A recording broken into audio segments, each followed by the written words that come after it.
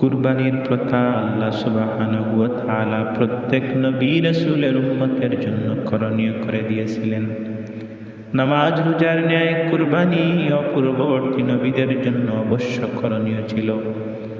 রাসূল সাল্লাল্লাহু আলাইহি সাল্লামের উম্মতের করণীয় সম্পর্কে কোরআনে পাকে সূরা হজ্জের 34 নং আয়াতে আল্লাহ পাক ইরশাদ করেন, ওয়ালিকুল্লি উম্মাতিন জাআলনা মানসাকাল লিয়াযকুরু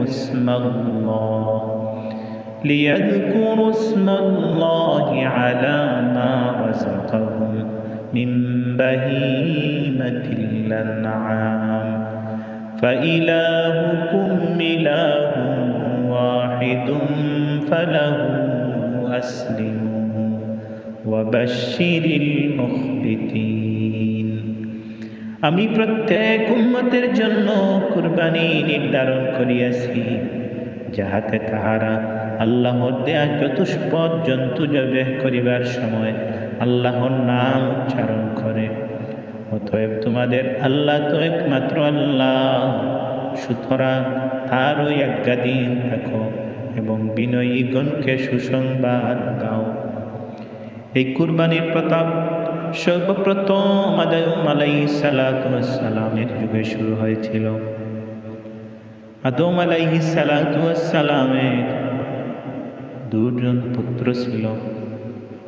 সেই পুত্র হাবিল আর কাবিল থেকে কুরবানির প্রথা শুরু হয়েছে।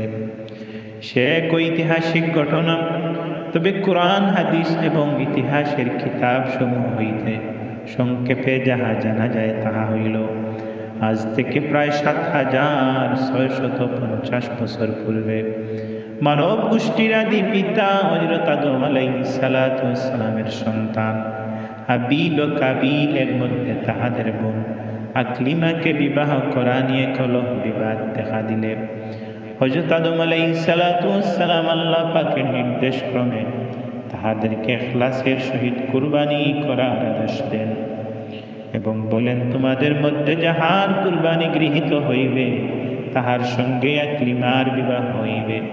এইভাবেই সর্বপ্রথম কুরবানির প্রথা চালু হয়। আদি পিতা হযরত আদম আলাইহিস সালাতু ওয়াস সালামের পুত্রদ্বয়ের ঐতিহাসিক ঘটনাটি আল্লামা ইবনে কাসির রাহমাতুল্লাহ আলাইহি তাফসীরে ইবনে কাসির গ্রন্থে পূর্ববর্তী ও পরবর্তী সর্বস্তরের আলেমদের সর্বসম্মত রায় বলে উল্লেখ করিয়াছেন। যখন আদি পিতা হযরত আদম আলাইহিস সালাতু ওয়াস সালামের স্ত্রী আদি মাতা হযরত হাওয়া আলাইহিস সালাতু ওয়াস সালাম এর প্রতি গর্ভ হইতে একটি পুত্র একটি কন্যা সন্তান যমজ বা একই সাথে জন্মগ্রহণ করত, তখন তাহারা পরস্পর ভাই বোন ছাড়া আদম আলাইহিস সালামের আর কোনো সন্তান ছিল না। অথচ ভাই বোন পরস্পর বিবাহ বন্ধনে আবদ্ধ হইতে পারে না। তাই আল্লাহ পাক উপস্থিত প্রয়োজনের তাগিদে হযরত আদম আলাইহিস সালাতু ওয়াস সালামের শরীয়তে বিশেষভাবে এই নির্দেশ জারি করেন যে একই গর্ভ হইতে যে যমজ পুত্র ও কন্যা সন্তান জন্মগ্রহণ করিবে তাহারা পরস্পর সহোদর ভাই বোন হিসাবে গণ্য হইবে। তাহাদের মধ্যে বৈবাহিক সম্পর্ক হারাম হইবে, কিন্তু পরবর্তী গর্ভ থেকে জন্মগ্রহণকারী পুত্রের জন্য প্রথম গর্ভ থেকে জন্মগ্রহণকারিণী কন্যা সহোদরা ভগিনী হিসাবে গণ্য হইবে না। অতএব তাহাদের পরস্পর বিবাহ বন্ধনে আবদ্ধ হওয়া বৈধ হইবে। কিন্তু ঘটনাচক্রে কাবিলের সহজাত সহোদরা বোন আকলিমা ছিল পরমা সুন্দরী এবং হাবিলের সহজাত বোনটি ছিল কুশ্রী ও কালো। বিবাহের সময় হইলে নিয়ম অনুযায়ী হাবিলের সহজাত সহোদরা কুশ্রী বোন আকলিমার বাগে পড়ল। ইহাতে কাবিল সন্তুষ্ট হইল এবং হাবিলের শত্রু হইয়া দাঁড়াইল। কাবিল প্রতিজ্ঞা করিল যে আমার সহজাত বোনকে আমার সঙ্গে বিবাহ দিতে হইবে, যাহার ফলে হযরত আদম আলাইহিস সালাতু ওয়াস সালাম মহা সমস্যায় পড়লেন। তাহার শরীয়তের আইনের পরিপ্রেক্ষিতে কাবিলের এই দাবিকে প্রত্যাখ্যান করিলেন। অতঃপর তিনি হাবিল কাবিলের মতভেদ দূর করিবার উদ্দেশ্যে বলিলেন, তোমরা উভয়েই আল্লাহ পাকের জন্য নিজ নিজ কুরবানি পেশ করো। যাহার কুরবানি গৃহীত হইবে সে এই কন্যা বিবাহ করিবে। হযরত আদম আলাইহিস সালাতু ওয়াস সালামের এই দৃঢ় বিশ্বাস যে উভয়ের মধ্যে যে সত্য পথে আছে, একমাত্র তাহার কুরবানি গৃহীত হইবে। এই ব্যাপারে আল্লাহ পাক সূরা মায়েদা 27 নং আয়াতে ইরশাদ করেন, ওয়াতলু আলাইহিম নাবা ইবনাই আদম বিল হক إذ قربا قربانا فتقبل من أحدهما ولم يتقبل من الآخر قال لأقتلنك قال إنما يتقبل الله من المتقين। আর হে মুহাম্মদ সাল্লাল্লাহু আলাইহি সাল্লাম, আপনি তাহাদেরকে আদমের দুই পুত্র সন্তানের বাস্তব অবস্থা পাঠ করিয়া শুনুন। যখন তাহারা উভয়ে কিছু কুরবানি করিয়াছিল, তখন তাহাদের একজনের কুরবানি গৃহীত হইয়াছিল এবং অপরজনের কুরবানি গৃহীত হয় নাই। হাবিল বলিল, আমি অবশ্যই তোমাকে হত্যা করিব। হাবিল বলিল, আল্লাহ ধর্ম বিরোধের পক্ষ থেকেই তো গ্রহণ করেন। তৎকালীন কুরবানি গৃহীত হইবার একটা সুস্পষ্ট নিদর্শন ছিল এই যে আকাশ হইতে একটি অগ্নিশিখা আসিয়া যাহার কুরবানি কবুল হইবে তাহার কুরবানিকে জ্বালাইয়া ভস্মীভূত করিয়া দিত। আবার এই আগুনটি গোপন হইয়া যাইত, আর যাহার কুরবানিকে অগ্নি ভস্মীভূত করিত না তাহারটা প্রত্যাখ্যান মনে করা হইত। অর্থাৎ মনে করা হইত এই কুরবানি কবুল করা হয় নাই।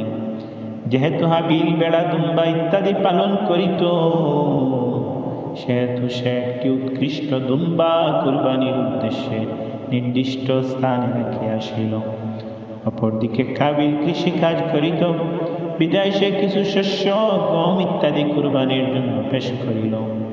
নিয়ম অনুযায়ী আল্লাহ পাকের হুকুমে আকাশ হইতে অগ্নিশিখা অবতরণ করিয়া হাবিলের কুরবানিটি ভস্মীভূত করিয়া দিল এবং কাবিলের কুরবানি যেমন ছিল তেমনি পড়িয়া রহিল।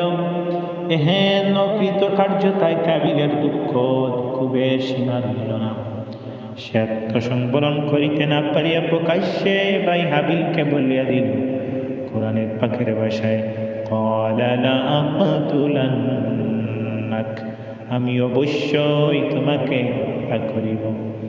হাবিল তখন ক্রোধের জবাবে ক্রোধ প্রদর্শন না করিয়া একটি মার্জিত নীতিগত বাক্য উচ্চারণ করিল, যা কোরআনে পাকে বলা হইয়াছে,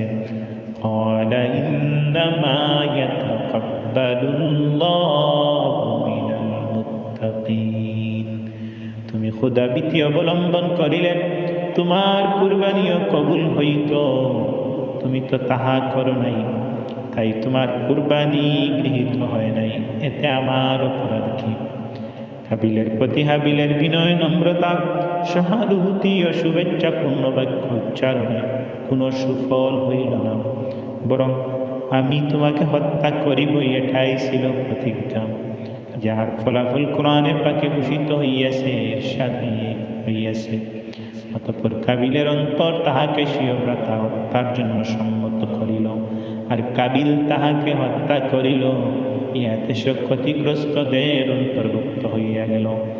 ভ্রাতা হত্যার দ্বারা কাবিল ইহকাল ও পরকালে ক্ষতিগ্রস্ত হইল। ইহকালীন ক্ষতি পিতা তাহার প্রতি অসন্তুষ্ট হইল। অপরদিকে পরকালে অত্যাচার, সীমালঙ্ঘন এবং সম্পর্ক ছেদ করার কারণে আযাব পাওয়ার যোগ্য হইল।